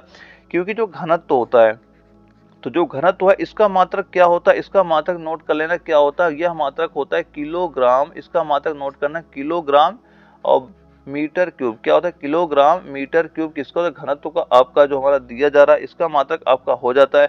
और जो हमारा दाब दिया जा रहा है, दाब का मात्रक क्या होता है, इसका भी मात्रक नोट कर लेना क्या हो जाए, न्यूटन मीटर स्क्वायर। इसका मात्रक नोट कर लेना क्या होता है, दाब को हो जाएगा न्यूटन प्रति मीटर स्क्वायर। या फिर एक नोट कर लेना, या फिर अथवा एक और पॉइंट नोट करना, ये भी आपका कई हो जाता है, ये अथवा जो पास्कल दिया गया, अथवा क्या हो जाएगा पास्कल हमारा इसका बिल्कुल राइट आंसर आपका हो जाएगा। और जो यहाँ पे विस्थापन दिया गया, विस्थापन का मात्रक क्या होता है, विस्थापन का मात्रक नोट कर लेना, हमारा क्या हो जाएगा मीटर, आपका विस्थापन का मात्रक हो जाएगा। लेकिन जो सापेक्षिक घनत्व दिया जाए इसका कोई भी मात्रक आपका नहीं होता, इसका राइट आंसर क्या हो जाएगा, सापेक्षिक घनत्व हमारा बिल्कुल राइट आंसर आपका हो जाएगा। और हमारा अगला क्वेश्चन आता है 32 नंबर आता है, इसमें क्या पूछा जा रहा है, शून्य त्वरण का अर्थ क्या होता है, यानी शून्य त्वरण का अर्थ क्या होता है। और ये क्वेश्चन आपका एआरओ दानापुर में आपका पूछा भी गया था। तो जो शून्य त्वरण होता है इसका अर्थ क्या होता है, इसका अर्थ नोट करना, जो वस्तु का वेग स्थिर होता है, यानी इसमें क्या होता है, वस्तु का जो वेग होता है, वेग क्या होता है आपका स्थिर होता है, यानी ऑप्शन ए हमारा बिल्कुल राइट आंसर आपका हो जाता है। और दोस्तों जो त्वरण का एक ये भी लिख लेना, त्वरण कहते किसे हैं, ये भी एग्जाम में कई बार पूछा जा चुका है। त्वरण का सूत्र क्या होता है, वह हो जाता है वेग परिवर्तन, यानी वेग में परिवर्तन, वेग परिवर्तन और बटे क्या हो जाएगा, बटे समय हो जाएगा, बटे क्या हो जाएगा, समय आपका हो जाता है। ये इसका सूत्र आपका हो जाता है। आपके एग्जाम में यहाँ भी क्वेश्चन देखने को मिल चुका है। तो इसका राइट आंसर क्या हो जाएगा, वस्तु का वेग स्थिर होता है, ऑप्शन ए हमारा बिल्कुल राइट आंसर आपका हो जाएगा। अगला क्वेश्चन आता है 33 नंबर आता है, इसमें पूछा जा रहा है श्वेत प्रकाश के 7 रंगों में कौन सा कांच के प्रिज्म द्वारा प्रकाश के परिक्षेपण के बाद सबसे कम विचलित होता है। और ये क्वेश्चन आपका एआरओ जबलपुर में आपका पूछा भी गया था। दोस्तों इसका आंसर कमेंट बॉक्स में जरूर बताओ, मैं आपको कुछ हिंट दे सकता हूँ कि इसका जो आपका राइट आंसर होगा या तो आपका बैंगनी होगा या तो आपका लाल होगा। और आपको ये कमेंट बॉक्स में जरूर बताना है इसका राइट आंसर आपका क्या होगा, तो हम आपके कमेंट का जरूर वेट करेंगे। और इसके बाद हमारा अगला क्वेश्चन आता है 34 नंबर आता है, इसमें पूछा जा रहा है कि 5 प्रतिरोध वाले एक परिपथ में यदि धारा में वृद्धि होती है तो वोल्टेज में क्या प्रभाव पड़ता है, ये हमसे पूछा गया। और ये क्वेश्चन आपका एआरओ जयपुर में आपका पूछा भी गया था। तो इसका राइट आंसर नोट कर लेना, राइट आंसर क्या हो जाएगा, इसका राइट आंसर क्या हो जाएगा, जो हमारा बढ़ जाएगा, क्या हो जाएगा, बढ़ जाएगा, यानी इसका राइट आंसर क्या हो जाएगा, बढ़ जाएगा, यानी ऑप्शन नंबर जो हमारा बी दिया जा रहा है। दोस्तों जो ऑप्शन थोड़ा ऊपर नीचे हो गया, इसका ऑप्शन जो हमारा बी दिया गया यहाँ पे, ये बिल्कुल राइट आंसर आपका हो जाएगा। क्योंकि जो ओम का नियम होता है, ओम का नियम क्या कहता है, ओम का नियम क्या कहता है, V बराबर समानुपाती किसके होता है, धारा के आपका होता है।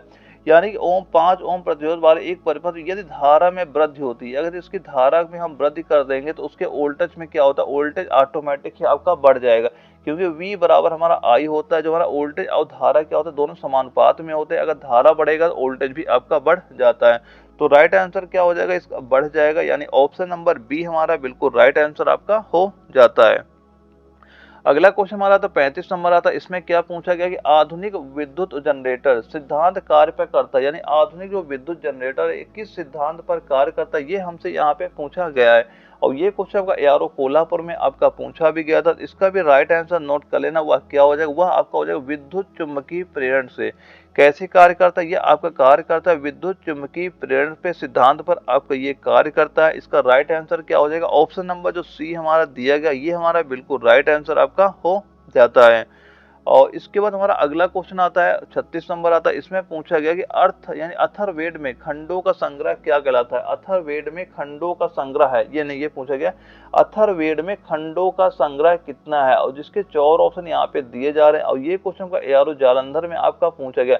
दोस्तों यकीन मान चलो, मैं जितने भी क्वेश्चन आपको सेट करा रहा हूँ, हर सेट से आपको एग्जाम में क्वेश्चन देखने को मिलेंगे। ये हमारे चौथा सेट, अगर आपने पहले वाला सेट नहीं सॉल्व किया वो भी सेट सॉल्व कर लेना, आप एग्जाम में यहाँ से बिल्कुल क्वेश्चन आपको देखने को मिलेंगे। और दोस्तों दोस्तों प्लीज जो वीडियो में करवाना, वीडियो को लाइक करना ना भूलिएगा, ताकि मैं एग्जाम तक आपको ऐसे ऐसे क्वेश्चन मैं प्रोवाइड करा दूं, ताकि आपके एग्जाम में यहाँ सारे क्वेश्चन आपको देखने को मिलेंगे। दोस्तों बस अगर सपोर्ट करना चाहे तो आप वीडियो को लाइक करना ना भूलिएगा, क्योंकि अगर वीडियो को लाइक करते हैं हमें ये सही लगता है कि आपको वीडियो सही लग रही है और मैं आपकी तैयारी सही करा रहा हूँ। या अगर दोस्तों कोई भी अगर आपका डाउट भी होता है ना, कुछ भी अगर चाहते हैं कि सर हमें ये पोस्ट ये वीक है हमारा, तो उसके बारे में बताना, मैं उसके भी वीडियो आपके लेकर आऊंगा। तो दोस्तों लेकिन कमेंट बॉक्स में ये जरूर बताना कि आपका क्या वीक में सबसे पहले किसके क्लासे कराए। और दोस्तों प्लीज वीडियो को लाइक करना ना भूला करिएगा। वीडियो का अगर आप लोग लाइक करते हैं तो हमें ये लगता है कि आप लोगों को वीडियो सही लग रही है, और हम आगे भी ऐसे ऐसे नए नए क्वेश्चन लेके आए जो फिलहाल पेपर में पूछे जा रहे हैं। दोस्तों यकीन मान चलो, मैं आपके एग्जाम तक जो ये सेट करा रहा हूँ, इन्हीं सेटों से आपके पेपर में क्वेश्चन देखने मिलेंगे। बस आप ये सारे सेट सॉल्व करते रहना, एक भी क्वेश्चन आपको यहाँ मैं बाहर नहीं जाने दूंगा, बस सेट को सॉल्व करना आप ना भूलिएगा।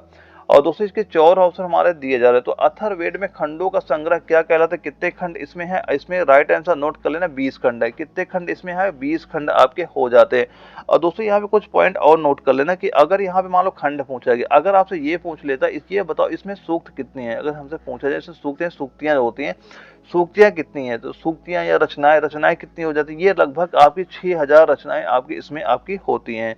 तो ये सारे पॉइंट आप नोट कर लेना। और एक पॉइंट और नोट करना, एक एग्जाम में ये भी पूछा गया, जो चांदी का उल्लेख है, जो चांदी का उल्लेख है सबसे पहले कहाँ पे मिला था, यानी जो सर्वप्रथम कहाँ पे मिला था, चांदी का उल्लेख सर्वप्रथम कहाँ पे मिला था, ये आपका अथर्ववेद में ही आपको सबसे पहले चांदी का हमें उपयोग वहां पे मिला था। ये भी याद रखना है, ये भी क्वेश्चन आपको एग्जाम में एक बार पूछा जा चुका, और ये क्वेश्चन आपका आया कहाँ, लखनऊ जिडारो में आपका क्वेश्चन पूछा गया था कि जो चांदी होता है, चांदी का उल्लेख सर्वप्रथम कहाँ पे हुआ था, कहाँ पे हुआ था, आपका अथर्ववेद में ही इसका उल्लेख आपको सबसे पहले हुआ था। और अगला हमारा क्वेश्चन आता 37 नंबर आता, इसमें क्या पूछा जा रहा है, भारतीय संविधान में समवर्ती सूची की अवधारणा कहाँ से ली गई है। तो समवर्ती सूची की अवधारणा कहाँ से ली गई, और ये क्वेश्चन आपका एआरओ जबलपुर में आपका पूछा भी गया था, और जिसके 4 ऑप्शन यहाँ पे दिए जा रहे हैं। तो इसका राइट आंसर नोट कर लेना, वह क्या हो जाएगा, ऑस्ट्रेलिया हमारा बिल्कुल राइट आंसर आपका हो जाता है। क्योंकि दोस्तों ऑस्ट्रेलिया से लिया क्या गया, जो समवर्ती सूची के विषय लिए गए, और जो व्यापार हो गया इसका विषय लिया गया, और वाणिज्य का विषय लिया गया, और संसद के दोनों सदनों की जो संयुक्त बैठक है इसकी भी विषय कहाँ से, वहीं से ली गई। और प्रस्तावना की भाषा जो है, ये भी इसकी अवधारणा कहाँ से ली गई, ये भी आपकी ऑस्ट्रेलिया से ही ली गई थी। ये सारे पॉइंट आप नोट करते चलना। और इसके बाद हमारा अगला क्वेश्चन आता है, इसमें पूछा गया कि निम्नलिखित में से किस नदी का उद्गम स्थान महाबालेश्वर में, निम्नलिखित में से किस नदी का उद्गम स्थान महाबालेश्वर में है, ये हमसे पूछा गया। और ये क्वेश्चन आपका एआरओ दानापुर में आपका पूछा गया था, और जिसके 4 ऑप्शन यहाँ पे हमारे दिए जा रहे हैं। तो राइट आंसर नोट कर लेना, इसका राइट आंसर क्या हो जाएगा, जो हमारे यहाँ पे कृष्णा नदी दी गई, ये हमारा बिल्कुल राइट आंसर, आपका ऑप्शन नंबर बी हमारा बिल्कुल राइट आंसर आपका हो जाता है। और दोस्तों कृष्णा नदी के बारे में कुछ पॉइंट और याद रखना है, जो कृष्णा नदी होती है ये प्रायद्वीपीय भारत की दूसरी सबसे बड़ी नदी है। ये क्या होती है, प्रायद्वीपीय भारत की दूसरी सबसे बड़ी आपकी नदी होती है। और ये क्या होती है, पश्चिमी घाट पर्वत की जो महाबालेश्वर से निकलकर दक्षिण पूर्व दिशा में लगभग ये मान चलना 1400 किलोमीटर लंबाई में बहती है, और इसका अपवाह क्षेत्र कितना हो, 27% आपका होता है। दोस्तों ये भी सारे पॉइंट आप नोट करते चलना, यहाँ पे आपके एग्जाम में क्वेश्चन बिल्कुल आपको देखने को मिल जाता है। और दोस्तों एक क्वेश्चन काफी आपका चर्चित रहता है कि कृष्णा नदी जो जल विवाद है ये किस किस राज्य के बीच में है। जो ये कृष्णा नदी जल विवाद है, इसका एक जल विवाद भी चल रहा है, कई बार आपके एग्जाम में इससे भी क्वेश्चन पूछा जा चुका है। यानी जो कृष्णा नदी का जल विवाद है ये कौन कौन से राज्यों के बीच में चल रहा है, ये 3 राज्यों के बीच में इसका विवाद भी आपका चल रहा है। एक तुम्हारा क्या हो जाएगा, एक तुम्हारा हो गया महाराष्ट्र राज्य हो गया, इसके बीच चल रहा, और दूसरा एक निकला जो कर्नाटक राज्य हो गया, एक क्या हो गया कर्नाटक हो गया, इसके बीच चल रहा है। और एक नोट करना आंध्र प्रदेश हो गया, एक क्या हो जाएगा, एक नोट कर लेना क्या हो जाएगा, आंध्र प्रदेश हो जाएगा। इन 3 राज्यों के बीच में जो कृष्णा नदी का जल विवाद अभी चला, और यहाँ से क्वेश्चन कई बार आपके एग्जाम में पूछा भी जा चुका है। और अगला हमारा क्वेश्चन आता है 39 नंबर आता है, इसमें पूछा जा रहा है कि अलकनंदा नदी के तट पर कौन सा शहर स्थित है, ये हमसे पूछा जा रहा है। तो कौन सा शहर इसमें स्थित हो जाएगा, वह आपका बद्रीनाथ स्थित हो जाएगा। ऑप्शन नंबर ए इसका बिल्कुल राइट आंसर आपका हो जाता है। और जो अयोध्या होता है, अयोध्या किस नदी के किनारे स्थित है, ये आपका सरयू नदी यहाँ पे हो जाता है। और जो ये इलाहाबाद दिया गया, इलाहाबाद किस नदी का, इस इलाहाबाद में गंगा, यमुना, सरस्वती तीनों नदियां आपकी पाई जाती है। और लखनऊ में कौन सी नदी होती है, लखनऊ में आपकी जो गोमती नदी हो जाती है। लखनऊ में लखनऊ किस नदी किनारे बसा हुआ है, ये आपका गोमती नदी किनारे आपका बसा हुआ है। अयोध्या जो होता है ये सरयू नदी हो जाएगा। इलाहाबाद में तीनों नदियों का संगम है, यानी गंगा भी है, यमुना भी है, सरस्वती है, तीनों नदियों का आपका संगम इलाहाबाद में आपका हो जाता है। ये भी पॉइंट आप नोट करिएगा। और अगला हमारा क्वेश्चन आता है 40 नंबर आता है, इसमें पूछा गया जो प्लूटो की खोज किसने की थी, यानी प्लूटो की खोज किसने की थी, ये हमसे पूछा जा रहा है। तो प्लूटो की खोज किसने की थी, इसकी खोज की थी क्लाइव टॉमो ने की। किसने की थी, क्लाइव टॉमो ने। इसका राइट आंसर निकल लें क्लाइड टॉमो, जो हमारा दिया गया ऑप्शन नंबर डी इसका बिल्कुल राइट आंसर आपका हो जाता है। और कब इसकी खोज की थी, इसकी खोज की थी उन्होंने 1930 में इसकी खोज की थी। ये भी पॉइंट आप ध्यान रखिएगा। और इसके बाद हमारा अगला क्वेश्चन आता है 41 नंबर आता है, इसमें पूछा गया कि मूसी नदी निम्नलिखित में से किस नदी की सहायक नदी है। मूसी नदी निम्नलिखित में से किस नदी की सहायक नदी है, ये हमसे यहाँ पूछा जा रहा है। तो मूसी नदी इनमें से किस नदी की सहायक नदी आपकी हो जाएगी। दोस्तों ये क्वेश्चन बिल्कुल नॉर्मल सा, आप ये ऑप्शन में जो बताना कमेंट बॉक्स में इसका आंसर क्या हो जाएगा। और ये क्वेश्चन आपका एआरओ जबलपुर में आपका पूछा भी गया था। दोस्तों मैं कमेंट बॉक्स में इस वजह से बोलता हूँ ताकि आपके जो मैं क्वेश्चन पूछूं यहाँ से आप क्वेश्चन नेट में सर्च करें, अपने बुक में सर्च करें, ताकि आपको आइडिया लगे कि आपने इस तरह के क्वेश्चन किए हैं कि नहीं किए हैं। क्योंकि दोस्तों आपके आर्मी नर्सिंग असिस्टेंट एग्जाम में एक नदी का क्वेश्चन हमेशा आपके पेपर में दिखाई पड़ता है। तो इस क्वेश्चन का आंसर हमें बताना है कि जो मूसी नदी है निम्नलिखित में किस नदी की सहायक नदी है। तो हम आपके कमेंट का वेट करेंगे यहाँ पे। और इसके बाद हमारा अगला क्वेश्चन आता है 42 नंबर आता है, और इसमें पूछा गया कि बहुत उच्च तापमान को मापने के लिए किस उपकरण का उपयोग किया जाता है। और ये क्वेश्चन आपका यारो जयपुर में आपका पूछा भी गया है। तो इसका राइट आंसर नोट कर लेना। राइट आंसर कितना हो जाएगा, वह हमारा हो जाएगा जो हमारा पायरोमीटर दिया जा रहा है। पायरोमीटर यानी ऑप्शन नंबर डी हमारा इस क्वेश्चन का बिल्कुल राइट आंसर आपका हो जाता है। क्योंकि दोस्तों जो पायरोमीटर होता है यह उच्च तापमान मापने के लिए प्रयोग में लाया जाता है। और पायरोमीटर यह पूर्ण विकिरण उत्ताप मापी की सहायता से अत्यधिक उच्च तापों की माप की जाती है। और यह तापमापी करता है कि जो विकिरण संबंधी स्टेफेन के नियम पर आधारित होता है। और इस तापमानी से लगभग 800 डिग्री सेंटीग्रेड से नीचे का तापमान नहीं मापा जाता है। यानी इसका जो न्यूनतम ताप इससे आप नाप सकते हैं, यानी कि आप 800 डिग्री सेंटीग्रेड से जितने भी ताप आपके ऊपर है वही ताप आप इसमें नाप सकते हैं। इससे कम का ताप आप इससे नाप भी नहीं सकते। ये भी पॉइंट याद रखिएगा। और इसके बाद हमारा अगला क्वेश्चन आता है 43 नंबर आता है, इसमें क्या पूछा गया कि भारत के किस राज्य में सबसे अधिक जिले हैं। ये तो क्वेश्चन सभी को पता ही होगा। इसका राइट आंसर क्या हो जाएगा, उत्तर प्रदेश, यानी ऑप्शन नंबर जो ए हमारा दिया गया ये हमारा बिल्कुल राइट आंसर आपका हो जाता है। और दोस्तों यूपी की बात हुई तो यूपी में 2 पॉइंट और नोट कर, 3 पॉइंट नोट कर लेना। यहाँ से भी कई बार आपके एग्जाम में क्वेश्चन पूछे जाते हैं। जैसे जो यूपी की बात अगर हुई तो इसमें लोकसभा की सीटें कितनी है, सबसे पहले ये बताना इसमें आपकी लोकसभा की सीटें कितनी हैं। और दूसरा बताना इसमें राज्यसभा की सीटें कितनी हैं, यानी राज्यसभा की कितनी सीटें हैं आपकी ये बताना। और एक बताना जो इसकी विधानसभा है, यानी इसकी जो विधानसभा है विधानसभा में कितनी सीटें आपकी हैं। यहाँ से भी क्वेश्चन आपको कई बार पूछा गया है। तो लोकसभा में सीटों की संख्या कितनी हो जाती है, 80 सीटें होती है। और राज्यसभा की कितनी सीटें होती है, राज्यसभा की आपकी 31 सीटें होती है। और विधानसभा में सदस्यों की कुल संख्या कितनी, विधानसभा में सदस्यों की जो कुल संख्या है वो कितनी होती है, वो लिख लेना 403। यानी विधानसभा में सदस्यों की कुल संख्या भी नोट कर लेना, विधानसभा के कुल सदस्य भी लिख लेना। कुल सदस्य कितने होते हैं, कुल सदस्य हमारे 403 आपके होते हैं। यहाँ से भी कई बार आपके एग्जाम में क्वेश्चन आपको देखने को मिल चुका है। और दोस्तों अगला आता है हमारा 44 नंबर आता है, इसमें पूछा गया है जो गुरु शिखर पर्वत चोटी किस पर्वत श्रृंखला पर स्थित है। मोस्ट इंपोर्टेंट क्वेश्चन है, कई बार आपके एग्जाम में ये क्वेश्चन आपका रिपीट हो चुका है। और जिसके 4 ऑप्शन हमारे यहाँ पे दिए जा रहे हैं। तो इसका राइट आंसर क्या हो जाएगा, वह हमारा हो जाएगा जो दिया जा रहा है अरावली। राइट आंसर क्या हो जाएगा, अरावली, यानी ऑप्शन नंबर सी इसका बिल्कुल राइट आंसर हमारा हो जाएगा। क्योंकि जो गुरु शिखर चोटी होती है ये आपके राजस्थान के जो एक सिरोही जिले में स्थित है। और गुरु शिखर का अरावली पर्वत की सर्वोत्तम चोटी भी है। और इसकी ऊंचाई की अगर हम बात करते हैं, इसकी ऊंचाई लगभग ये मान चलना कि आपकी 1722 मीटर, कितनी ऊंचाई इसकी मान चलना 1722 मीटर आपकी इसकी लगभग ऊंचाई है। तो राइट आंसर नोट कर लेना। राइट आंसर कितना हो जाएगा, जो हमारा इसमें दिया जा रहा है गुरु शिखर चोटी दी जा रही, यहाँ जो गुरु शिखर चोटी इसमें दी गई इसकी ऊंचाई लगभग कितनी है। तो राइट आंसर मान लेना कि 1722 मीटर इसकी लगभग ऊंचाई है। और यहाँ की जो गुरु अरावली पर्वत सबसे ऊंची चोटी भी इसी को कहा जाता है। तो इसका राइट आंसर क्या हो जाएगा, ऑप्शन नंबर जो हमारा सी दिया गया ये हमारा बिल्कुल राइट आंसर आपका हो जाता है। और इसके बाद हमारा एक अगला क्वेश्चन आता है 45 नंबर आता है। इसमें क्या पूछा गया कि जो जामा मस्जिद का निर्माण किसने किया था, यानी जो जामा मस्जिद था इसका निर्माण किसने किया था, ये हमसे पूछा जा रहा है। और ये क्वेश्चन आपका एआरओ गुवाहाटी में आपका क्वेश्चन पूछा भी गया था, और जिसके 4 ऑप्शन यहाँ पे दिए जा रहे हैं। तो जामा मस्जिद का निर्माण किसने किया था, इसका राइट आंसर नोट कर लेना, शाहजहां ने। किसने किया था, शाहजहां ने किया था। ऑप्शन नंबर बी हमारा बिल्कुल राइट आंसर आपका हो जाता है। और दूसरा इसका निर्माण हुआ कब था, ये भी अगर पूछ लेता है कि जामा मस्जिद का निर्माण किस सन में हुआ था, तो जामा मस्जिद का निर्माण किस सन में हुआ था, ये आपका हुआ था 1654 ईस्वी में आपका हुआ था। और सम्राट शाहजहां ने इसका कराया था। और ये कहाँ पे स्थित है, ये आपका स्थित कहाँ पे है, जो हमारा जामा मस्जिद है ये कहाँ पे स्थित है, ये मान लो किस जगह पर स्थित है, ये भी नोट कर लेना। ये भी हो सकता है एग्जाम पूछ ले कि किस जगह में स्थित है, ये आपकी पुरानी दिल्ली में स्थित है। कहाँ पे स्थित है, ये आपका स्थित कहाँ पे हो जाएगा, पुरानी जो दिल्ली है वहां पे ये आपका स्थित हो जाएगा। ये भी पॉइंट आप नोट कर लीजिएगा। और यहाँ पे एक पॉइंट और नोट करना, यह भारत की सबसे बड़ा मस्जिद भी यहाँ पे कौन सा है, यहाँ पे सबसे बड़ा जो ये जामा मस्जिद है ये सबसे बड़ा, यहाँ इसे मस्जिद भी बोलते हैं, ये भारत का सबसे बड़ा, नोट कर लेना, भारत क्या हो जाएगा, भारत का सबसे बड़ा मस्जिद भी यही आपका हो जाता है। भारत का सबसे बड़ा जो हमारा मस्जिद है यही सबसे बड़ा मस्जिद भी आपका हो जाता है। यानी भारत का सबसे बड़ा मस्जिद कौन सा है, वो आपका जामा मस्जिद ही आपका सबसे बड़ा मस्जिद भी आपका हो जाता है। और जामा मस्जिद जो इसका निर्माण किसने कराया था, निर्माण शाहजहां ने कराया था। कब कराया था, 1654 स्थित में कराया था। और कहाँ पे स्थित, आपके पुरानी दिल्ली में आपके स्थित है। ये भी पॉइंट आप नोट कर लीजिएगा।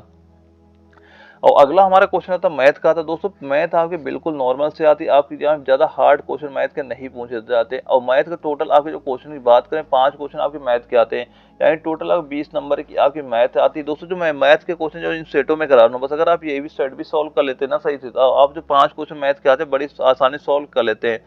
और जैसे पहला जो हमारा मैथ क्वेश्चन आया था, ये क्वेश्चन एआरओ नागपुर में आपका पूछा गया था। इसमें पूछ के आ रहा है कि 60 तथा 80 के बीच आने वाली सभी अभाज्य संख्याओं का योग कितना होगा, ये हमसे यहाँ पे पूछा जा रहा है।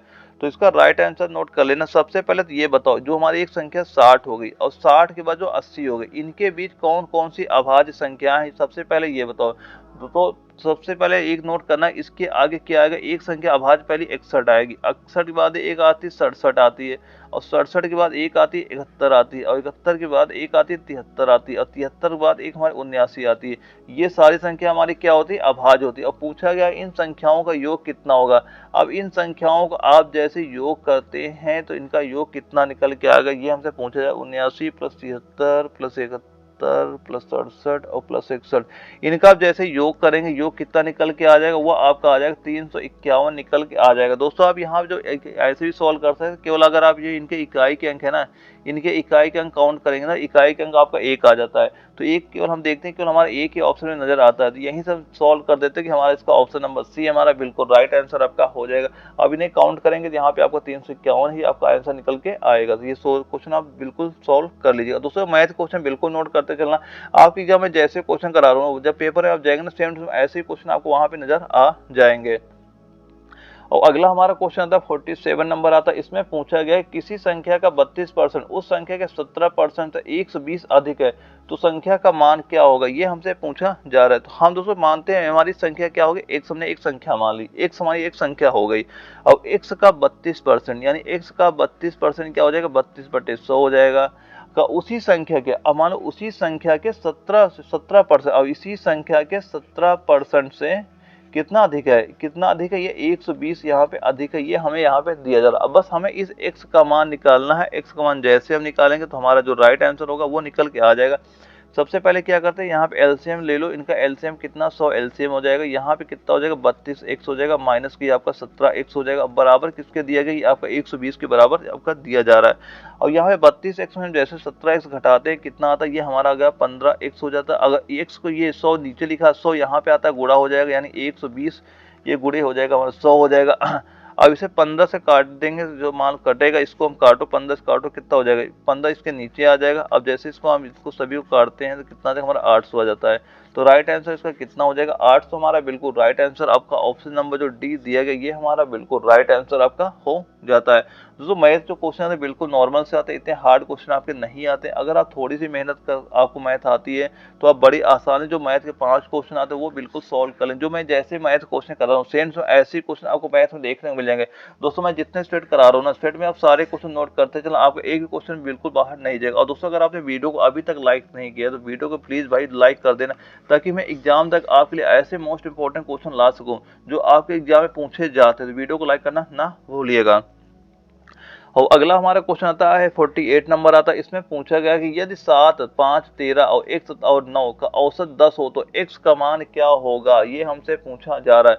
तो दोस्तों ये तो सभी को पता होगा कि औसत बराबर होता है क्या, औसत बराबर होता है क्या है यानी पदों का योग। औसत बराबर क्या होता है पदों का योग, पदों का योग अब बटे पदों की संख्या, अब बटे क्या हो जाती है पदों की संख्या। ये हमारा क्या होता है औसत बराबर हमारा ये हो जाता है। तो यहाँ पे हमें औसत कितना दिया गया औसत 10 है। तो औसत अगर ये 10 दिया गया, अभी पदों का योग इन संख्याओं का योग यानी कि 7 + 5 और + 13 और + x और + 9 और बटे पदों की संख्या। तो इनकी संख्या जोड़ेंगे कितने होंगे 1 हो गया, 2 हो गया, 3 हो गया, 4 हो गया, 5 संख्या यहाँ पे हो गई। यहाँ लिख देंगे 5 लिख देंगे। अब इनका हम जोड़ करते हैं यानी कि 7 + 5 + 13 और + 9 इनका जोड़ कितना हो गया, वह जोड़ हो गया हमारा कितना जोड़ हो जाएगा, जोड़ हो गया हमारा ये आ गया 34 हो गया। और इसके साथ ये x लगा हुआ है तो x लिखा लगा हुआ तो यहाँ +x कर देंगे। और 5 इधर जाएगा तो किसमें आ गया गुणा में हो जाएगा। तो 10 × 5 करेंगे कितना आ जाएगा वो आपका 50 हो गया। तो x बराबर कितना हो जाएगा 50 - 34 कर देंगे। यहाँ से हमारा कितना निकल के आ जाएगा 16 आ जाएगा। यानी ऑप्शन नंबर जो डी हमारा दिया गया ये हमारा बिल्कुल राइट आंसर आपका हो जाएगा। और इसके बाद हमारा अगला क्वेश्चन आता है 49 नंबर आता है। इसमें क्या पूछा गया कि एक साइकिल का अंकित मूल्य 36,800 रुपए है। तो यदि इसे में 24% की छूट दी जाए तो साइकिल का विक्रय मूल्य कितना हो जाएगा। साइकिल का मूल्य कितना दिया गया वह आपका दिया गया नोट करना 36,800 यहाँ पे दिया गया। दोस्तों जो टोटल परसेंटेज होता है हमारा 100% होता है। अब इसमें अगर 24% की छूट दे देंगे यानी हम 24 इसमें क्या करेंगे घटा देंगे तो कितना बचेगा 76%। यानी हमें बस जो हमारा ये मूल्य दिया गया इसका हम 76% निकाल देंगे, वही हमारा आंसर निकल के आ जाएगा। यहाँ 76 बटे इसे आप 100 कर देंगे तो इन 2 जीरो से 2 जीरो हमारे कट जाएंगे। और यहाँ पे कितना होगा 368 और बटे करेंगे 76 करेंगे। अब इसका आप गुणा करो, गुणा कितना है गुणा कर लेते हैं यानी 76 × 8 हो जाएगा कितना हो जाएगा। और उसके बाद 76 × 6 हो गया, फिर उसको गुणा करेंगे तो कितना यहाँ से कितना निकल के आ जाएगा वह आपका आ जाएगा 27,968 आपका हो जाएगा। यानी इसका जो ऑप्शन नंबर हमारा दिया जा रहा है कौन है 27,968 है, किसमें दिया जा रहा है 27,968। ये ऑप्शन नंबर जो सी में हमारा दिया गया ये हमारा बिल्कुल राइट आंसर आपका हो जाएगा। अगले क्वेश्चन हमारा आता 50 नंबर आता है। इसमें पूछा गया है कि 24, 40 और 120 का महत्तम समापवर्तक क्या होगा। यानी कि 24, 40 और 120 का महत्तम समापवर्तक क्या आपका होगा, ये हमसे यहाँ पे पूछा जा रहा है। तो इसका महत्तम समापवर्तक आप कई प्रकार से लगा सकते हैं। आपको जो भी मेथड आता हो आप वैसे सॉल्व कर सकते हैं। आप एक ऐसा भी मेथड लगा सकते हैं कि यहाँ पे 24 लिख दिया, यहाँ पे 40 हो गया और यहाँ पे 120 हो गया। अब हमें निकालना है इसका महत्तम समापवर्तक, इससे पूछा जा रहा है। तो दोस्तों आप महत्तम समापवर्तक मैं बता रहा हूँ कई तरह से लगा सकते हैं। जैसे कि आप अगर जो पहले लिखा गया 24 लिखा है, फिर क्या लिखा है 40 होता है और फिर क्या लिखा है 120 लिखा है। तो सबसे पहले आप इनके गुणनखंड भी कर सकते हैं। जो 24 है इसके गुणनखंड क्या होता है 2 × 2 × 2 × 3 ये होते हैं हमारे 24 गुणनखंड होते हैं। और 40 गुणनखंड आप इनका कर सकते हैं। गुणनखंड का सबसे छोटी छोटी संख्या में डिवाइड करना। 40 को क्या लिख सकते हैं हम लिख सकते हैं 2 × हो गया 2 × 2 × 5 ये 40 को हो जाएगा गुणनखंड। 120 को क्या लिख सकते हैं हम 2 × 2 × 2 × 3 × 5 ये हम 120 को लिख सकते हैं। अब यहाँ पे ये देखो तीनों में कॉमन क्या है, यहाँ पे देखते हैं 3 बार 2 हमारा ये कॉमन है, यहाँ पे 3 बार 2 कॉमन है और यहाँ पे 3 बार 2 कॉमन है। अब यहाँ पे 3 है लेकिन यहाँ पे 3 नहीं है, ये कॉमन आपका नहीं हो जाएगा। 3 तो इसमें दिया नहीं गया। अब 5 इसमें भी है, 5 इसमें भी, लेकिन 5 इसमें भी दिया गया। तो इनमें कॉमन क्या है, कॉमन तीनों में है आपका 2 × 2 × 2 यानी इसका HCF कितना आ जाएगा महत्तम समापवर्तक हमारा 8 निकल के आ जाएगा। यानी ऑप्शन नंबर जो हमारा ए दिया गया ये बिल्कुल राइट आंसर आपका हो जाता है। और दोस्तों यह वीडियो अगर आपको जरा भी सही लगे तो वीडियो को लाइक करना दोस्तों ना भूलिएगा, ताकि मैं आगे आपके लिए ऐसे वीडियो ला सकूं जो आपके सीधे सीधे एग्जाम में क्वेश्चन पूछे जाएंगे। और चैनल में अगर आप नए हो तो चैनल सब्सक्राइब कर लीजिएगा। और दोस्तों जहां मैं ये याद चल रहा है जितने भी स्टेट करा रहा हूँ ना, हर स्टेट से आपके एग्जाम में क्वेश्चन आपको देखने में मिलते रहेंगे। तो ओके दोस्तों, मिलते हैं हम अगले वीडियो में, तब तक के लिए जय हिंद।